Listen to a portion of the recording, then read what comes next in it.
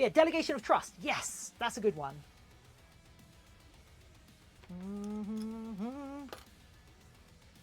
But yeah, of course, and I say this with full knowledge. I say this full knowledge that they are that the rest of my crew are correct to not have that level of trust, but I am worried that the rest of my crew, now that I'm going back on station and I can wear breathing apparatus with them, I am worried that they won't give me that level of trust. But they're also correct to not give me that level of trust because they have not worn with me. I have not worn at an incident. I've not worn breathing apparatus at an incident. Therefore, I'm almost certainly at a higher risk of getting lost, making mistakes, getting disoriented, and like putting myself at risk, putting myself and them at risk. So that's a tricky balance, right? That's a tricky balance to ask of anyone.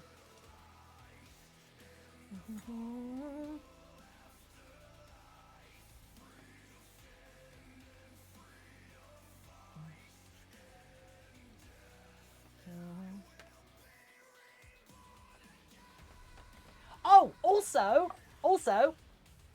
I've gotten super lucky. So 9 months after my course, I have to do what's called a stage B.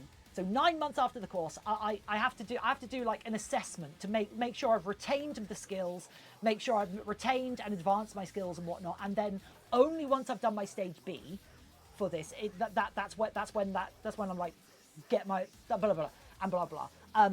My stage B examination is going to happen at my own fire station because we've got a smokehouse.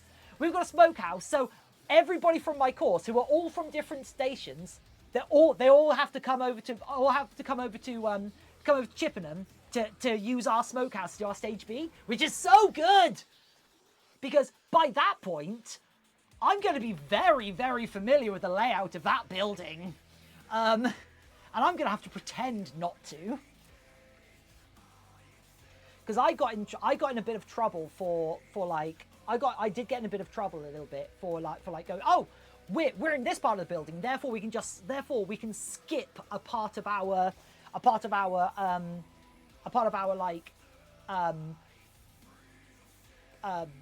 routing and searching thing to get back to the exit because I know where we are.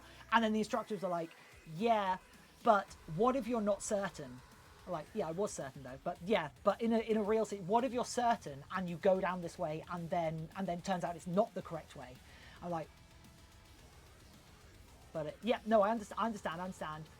In a real life scenario, like doing that is probably not the best. Like, blah, blah, blah, blah.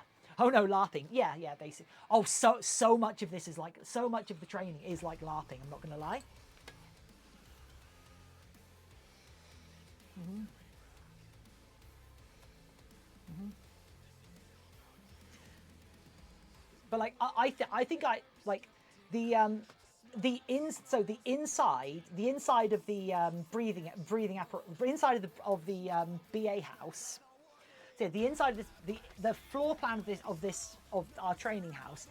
Apparently that is they say that's quite a the layout is quite sort of a bit of a guarded secret. It's a bit of a sort of guarded secret where they don't want the candidates to really get to know what the inside layout is like, because then when you're tested in there, you'll start to get cocky. The training won't really help, and there are certain things there's certain things in there that they can move around to change the internal structure a bit.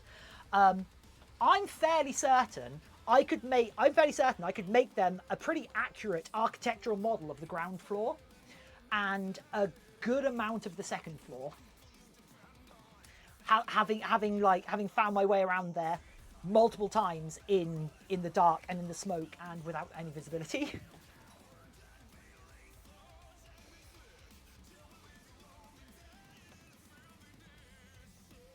But that feels a bit cheeky, right?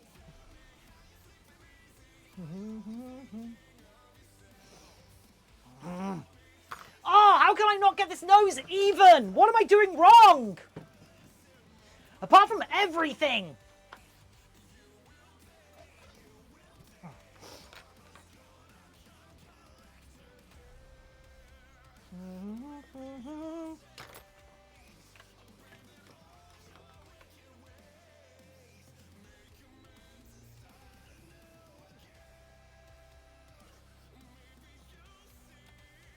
Clearly, need to close your eyes and fill the room with smoke, and then you'll nail it. I do have a smoke machine, though. To be fair.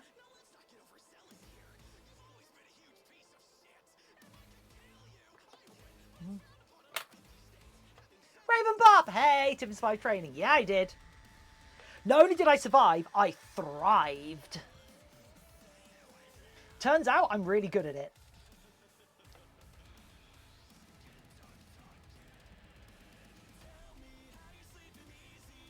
On Thursday of last week. So Thursday of last week we had a. Thursday of last week was our assessment. Was our assessment wear. So Thursday of last week we had two wares. Thursday we had two wares of our breathing apparatus. One was directional search, where you were either one or two, and then the second one was compartmental search, where you were the other. You were either one or two based on whichever one you weren't before. And on our first assessment wear, so the way it's set up is there's a fire for you to come across, and then you have to react appropriately to it by sort of extinguishing it or dousing it or controlling it and isolating it or whatever, and then you carry on looking for casualties. And so we came across our